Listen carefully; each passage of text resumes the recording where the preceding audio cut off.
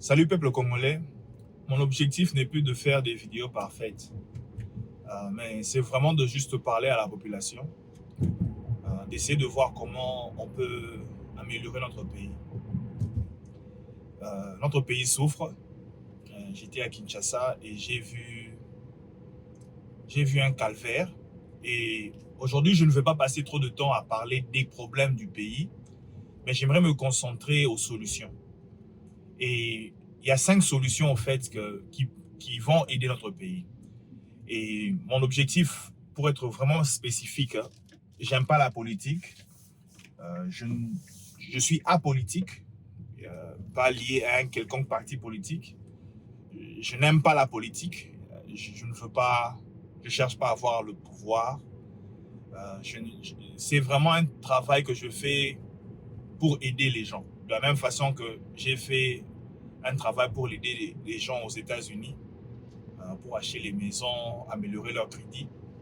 C'est de la même façon que aujourd'hui, je suis arrivé à un point où je trouve que c'est les gens qu'il faut aider, ce sont les gens qui sont au Congo parce que les Congolais souffrent.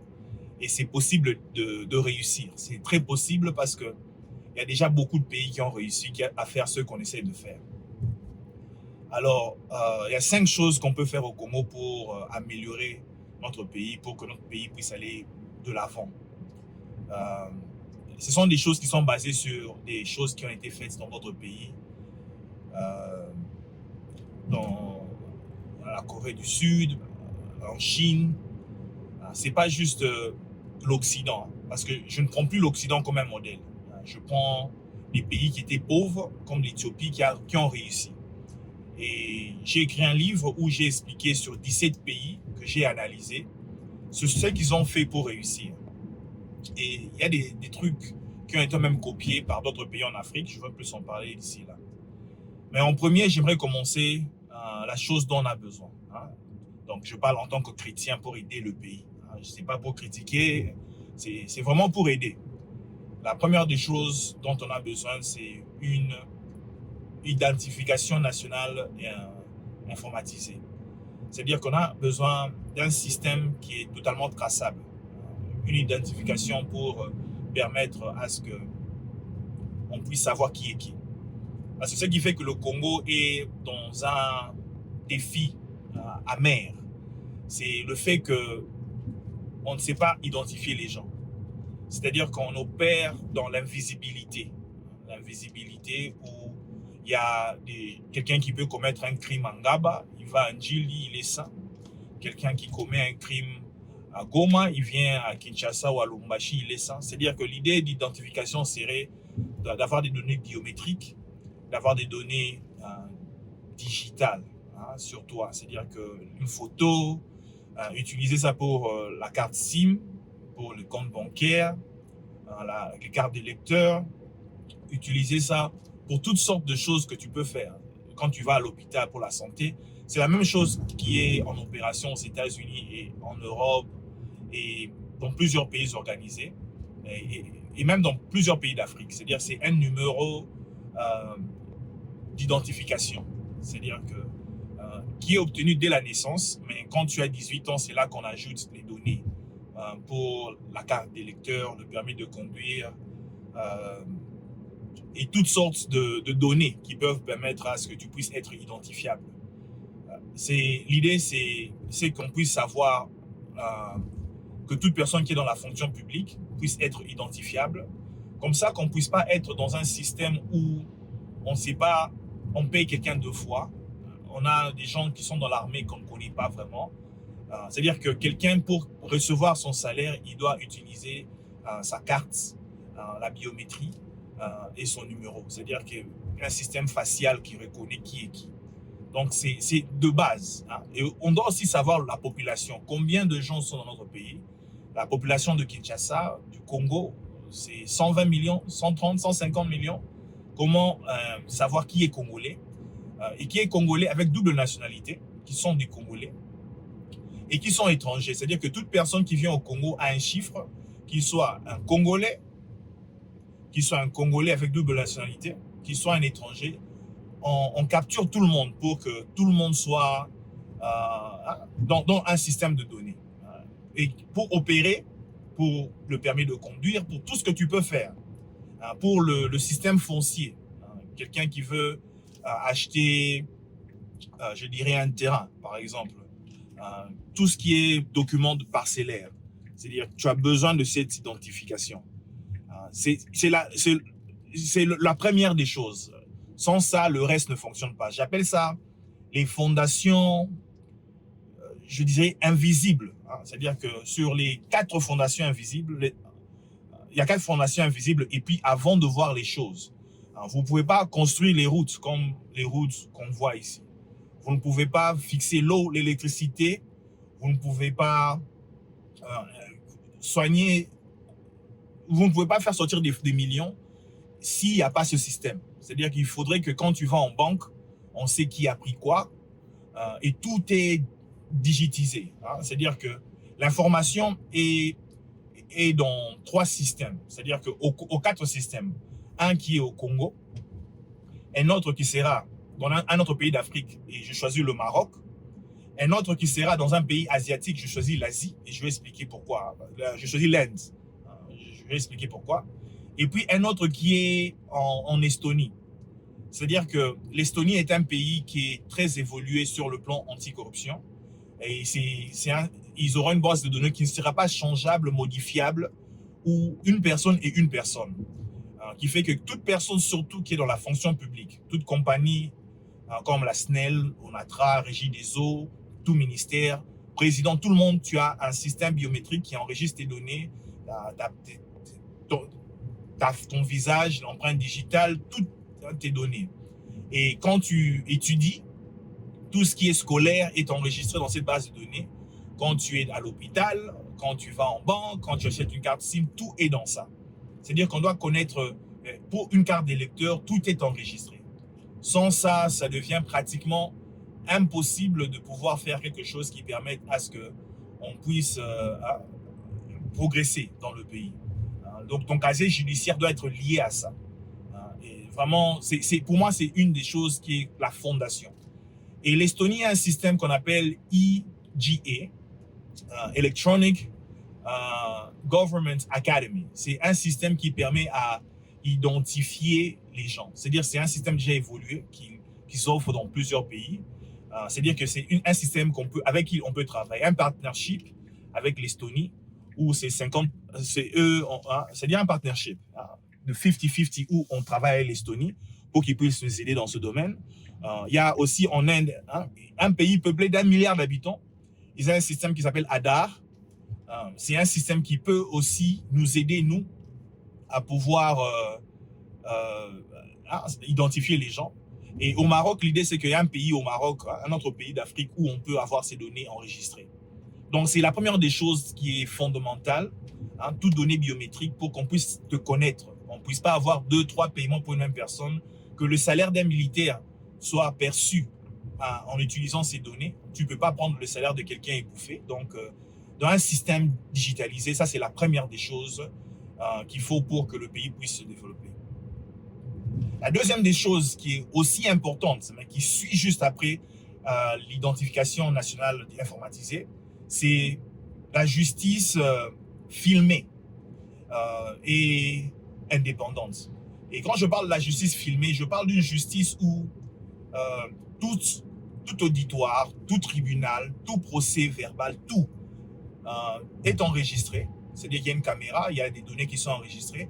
Et cet enregistrement-là aussi est envoyé au Maroc, en Estonie et en Inde. C'est un système où on enregistre et les données sont transférées directement. C'est un système quand il n'y a pas de caméra, quand il n'y a pas de micro, il n'y a pas de juge, il n'y a rien qui fonctionne. C'est pour combattre la corruption de manière fondamentale, c'est un système qui permettra à ce qu'un juge sache que, d'abord, toute personne de la fonction publique sait qu'il est déjà enregistré. Et en même temps, ça permet à ce que, sachant qu'on est enregistré, quand on fait un procès, quand on parle, tout ce qu'on discute est enregistré. C'est-à-dire que je peux analyser un juge, voir ce qu'il a fait de bien ou de mal par rapport à ça. Et le plus important, c'est vraiment de se rassurer qu'on n'a pas...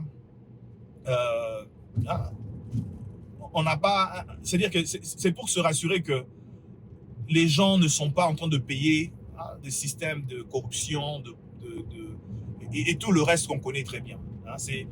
C'est vrai, menacer de la prison, c'est une chose, mais quand un pays est arrivé à un certain niveau, où on en est, la prison n'est pas assez. C'est-à-dire qu'il faudrait donner à tout le monde une seule chance. Tu es enregistré, tu es un juge, tu as une opportunité. Quand tu échoues, tu pars, c'est-à-dire que tu ne peux plus travailler dans le domaine public. Tu ne peux plus aller dire que j'ai échoué à Kinshasa, je vais à Lubumbashi, je vais à Goma, je vais à Mujima. C'est fini pour toi, va dans le privé.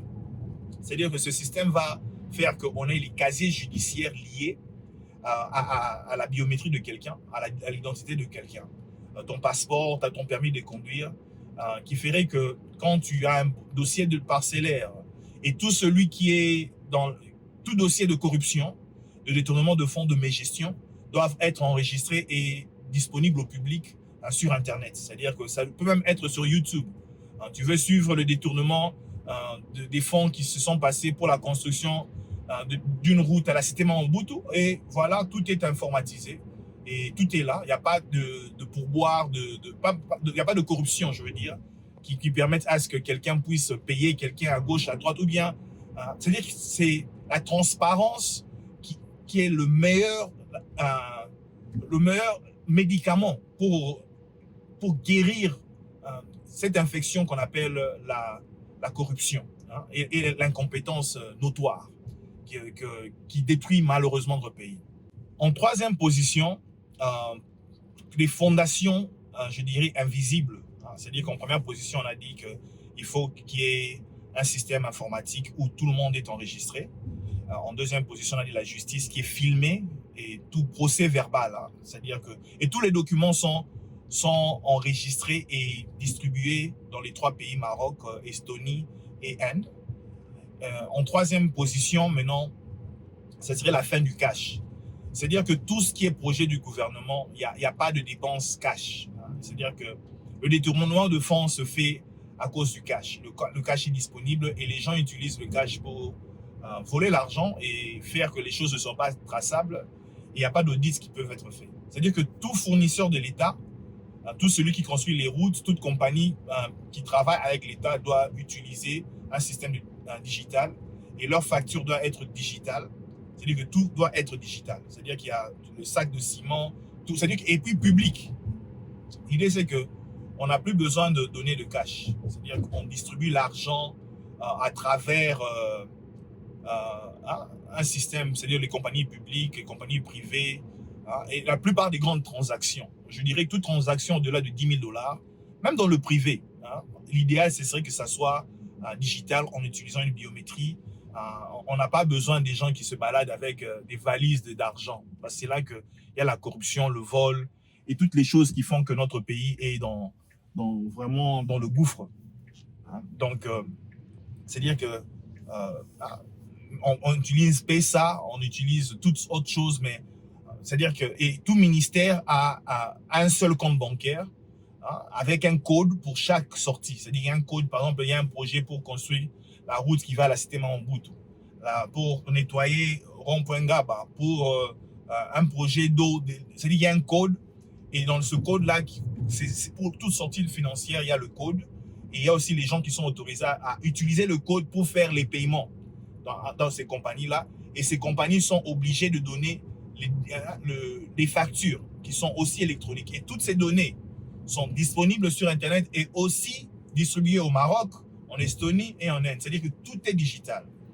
Et je vais prendre une petite parenthèse ici pour expliquer pourquoi le Rwanda a l'avantage par rapport au Congo, où les gens qui viennent pour faire les affaires préfèrent de loin faire les affaires avec le Rwanda, voler l'argent du Congo, mais voler les minéraux congolais, mais aller les exploiter au Rwanda parce que d'abord les conditions de vie, il n'y a pas d'eau, il n'y a pas d'électricité, les embouteillages. C'est-à-dire que tu ne peux pas amener un investisseur qui va venir là pour vivre quand il y a l'insécurité et il y a l'insalubrité.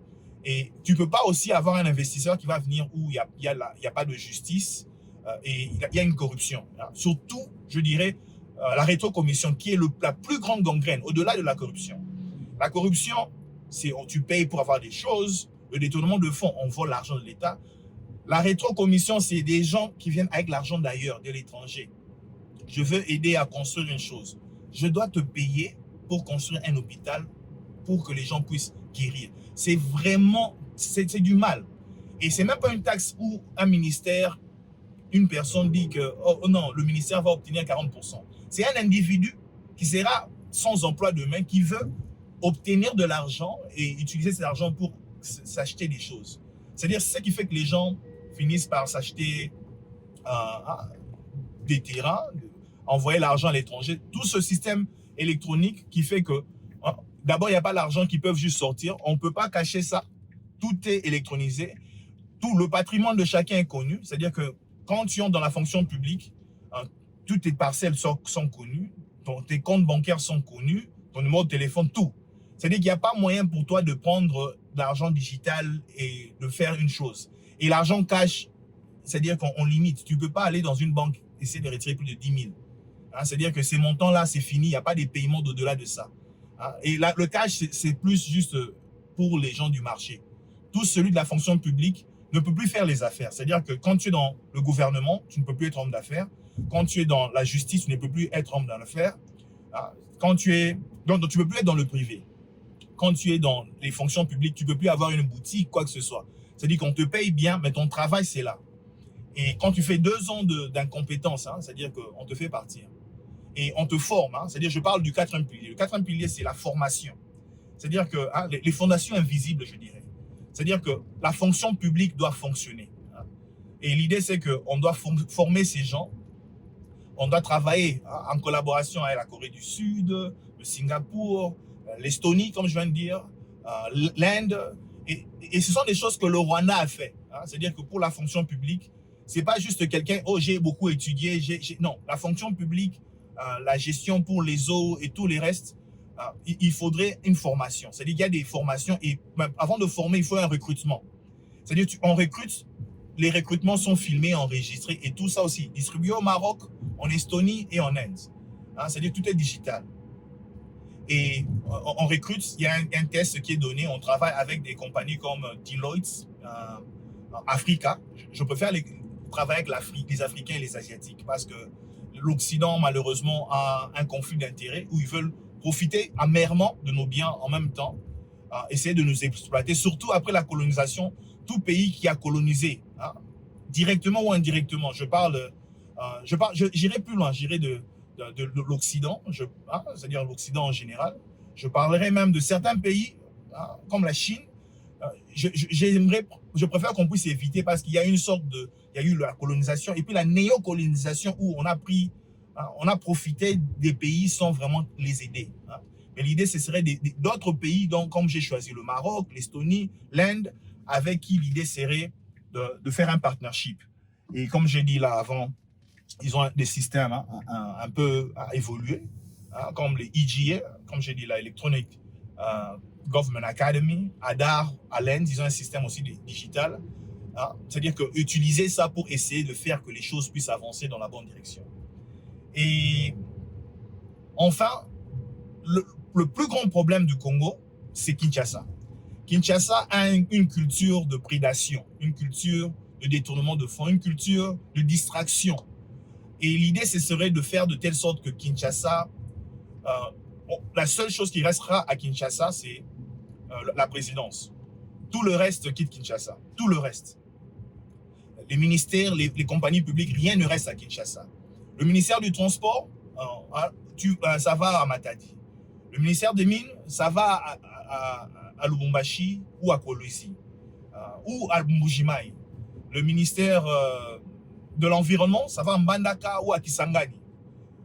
Le ministère, donc vous voyez l'idée. L'idée, c'est que toutes les compagnies vont dans notre région, dans notre ville du pays.